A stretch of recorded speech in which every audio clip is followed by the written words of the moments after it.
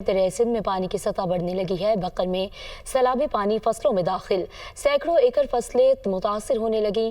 करीबी बस्तियों के मकीनों ने अपनी मदद आप के तहत नकल मकानी शुरू कर दी है। जिला इंतजामिया ने मुख्तलिफ मकामात पर 15 फ्लड रिलीफ कैंप कायम कर दिए हैं। मजीद तफसीलात जान लेते हैं दुनिया न्यूज़ के नुमाइंदे आरिफ सदीकी से। बताइएगा। जी बिल्कुल, इस वक्त दरिया सिंध में 5 लाख क्यूसेक पानी का रेला गुजर रहा है, जिसकी वजह से कनूर कोट के जो नशेबी इलाके हैं वहाँ पर मौजूद सैकड़ों एकड़ खड़ी फसल में पानी दाखिल हो चुका है।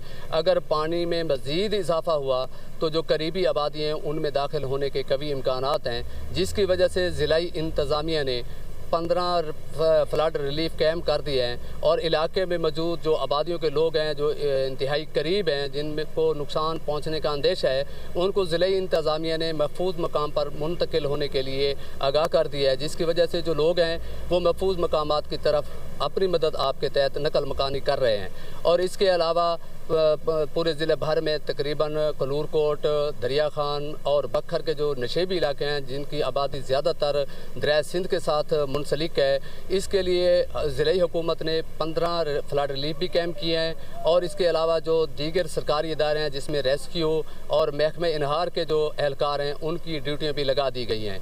जी।